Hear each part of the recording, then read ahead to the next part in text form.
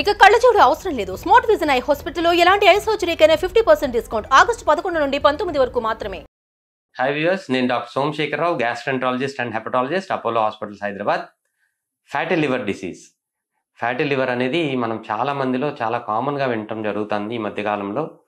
So ultrasound scan చేయించుకుంటే 100లో 60% మందికి మీకు ఫ్యాటీ లివర్ ఉంది అని చెప్తున్నారు. అందులో రకరకాలుగా fatty liver grade, fatty liver 1, 2, 3 grades అని చెప్పి అల్ట్రాసౌండ్లో ఇష్టం జరుగుతుంది. జనరల్గా ఫ్యాటీ లివర్ ప్రతి ఒక్కరికి ఉంటుంది, దీని గురించి మనం కంగారు పడాల్సిన అవసరం లేదు అనేది మనం జనరల్గా వింటున్నాం. కానీ అది కరెక్ట్ కాదండి. ఫ్యాటీ లివర్ డిసీజ్ అనేది చాలా చాలా dangerous problem over a period of time. ఈ మధ్య కాలంలో మనకి అన్ని రకాల కార్డియాక్ మెడికేషన్స్ అవైలబుల్గా ఉండటం వల్ల మన లైఫ్ స్పాన్ అనేది డెఫినెట్గా చాలా పెరుగుతూ జరుగుతుంది. మన యావరేజ్ లైఫ్ స్పాన్ ఇదివరకు 62గా ఉండే యావరేజ్ లైఫ్ స్పాన్ 72 ఇయర్స్ అవుతూ మనం చూస్తున్నాం.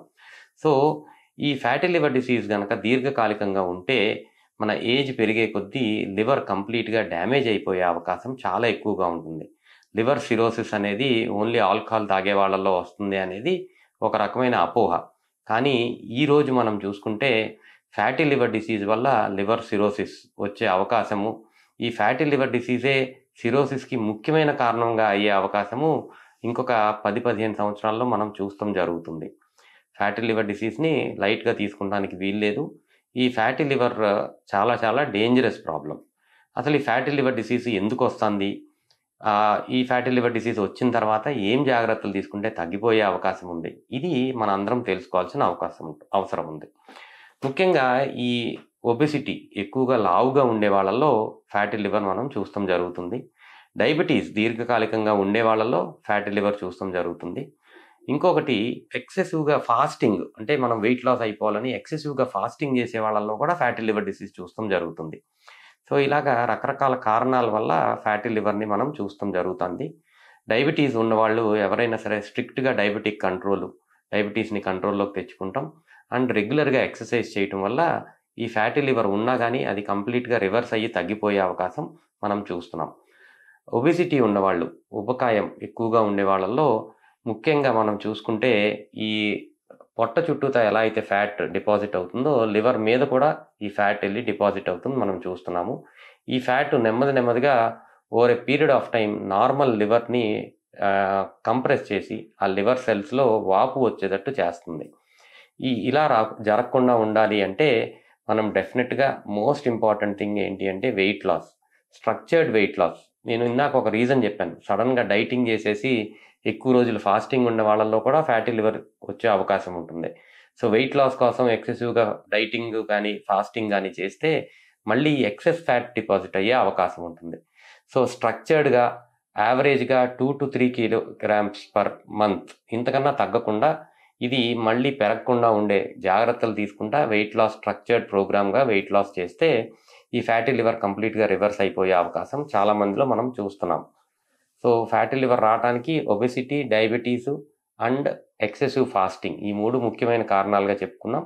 సో ఈ 3 జాగ్రత్తలు తీసుకుంటే నెమ్మదిగా వెయిట్ లాస్ అనేది స్ట్రక్చర్డ్గా చేస్తే లావుగా ఉన్న వాళ్ళలో ఫ్యాటీ లివర్ తగ్గుతుంది, డయాబెటీస్ ఉన్న వాళ్ళలో తగ్గుతుంది. ఈ 3 ఎక్సెసివ్ ఫాస్టింగ్ అనేది జరగదు. సో ఈ జాగ్రత్తలు తీసుకుని ఫ్యాటీ లివర్ రాకుండా చూసుకోవాలి. ఫ్యాటీ లివర్ వచ్చిన వాళ్ళకి 3 to 6 monthsలో కంప్లీట్ రివర్సల్ అయిపోయే అవకాశం మనం జాగ్రత్తగా చాలా మందిలో అబ్జర్వ్ చేస్తాం జరుగుతుంది. ఒకవేళ ఈ ఫ్యాటీ లివర్ని మనం ఇగ్నోర్ చేస్తే ఏమవుతుంది, నెమ్మదిగా ఫ్యాట్ అనేది లివర్లో ఉన్న ప్రతి ఒక్క కణాన్ని వాపు వచ్చేటట్టు, అంటే ఇన్ఫ్లమేషన్ వచ్చేటట్టు చేస్తుంది. దీనివల్ల లివర్ ఫంక్షన్ టెస్ట్లో ఆల్టరేషన్ మనం ఇనీషియల్ స్టేజెస్లో చూస్తాం జరుగుతుంది. SGPT, SGOT అని 2 బ్లడ్ టెస్ట్లు లివర్ ఫంక్షన్ టెస్ట్లో మనం చూస్తే అది నెంబర్ పెరుగుతూ జరుగుతూ ఉంటుంది. ఇది లివర్ సెల్ వాపుకు గురైంది అనేది మనకి ఇండైరెక్ట్ ఎవిడెన్స్. ఇలా ఉన్నప్పుడు దీన్ని నాన్ ఆల్కహాలిక్ స్టియటోహెపటైటిస్ అంటం జరుగుతుంది. ఇలా ఉన్న వాళ్ళల్లో లివర్ సిరోసిస్కి వెళ్ళే అవకాశం చాలా ఎక్కువగా ఉంటుంది.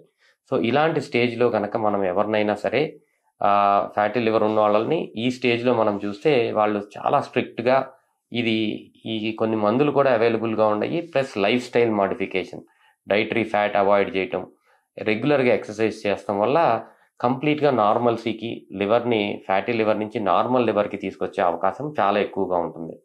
ఈ నాన్ ఆల్కహాలిక్ స్టేటో హెపటైటిస్ని మనం ఇగ్నోర్ చేసి అది మనం కనిపెట్టలేకపోతే సరైన టైంలో నెమ్మదిగా వీళ్ళ లివర్ గట్టిగా అయిపోతాం. దీన్ని ఫైబ్రోసిస్ అంటారు.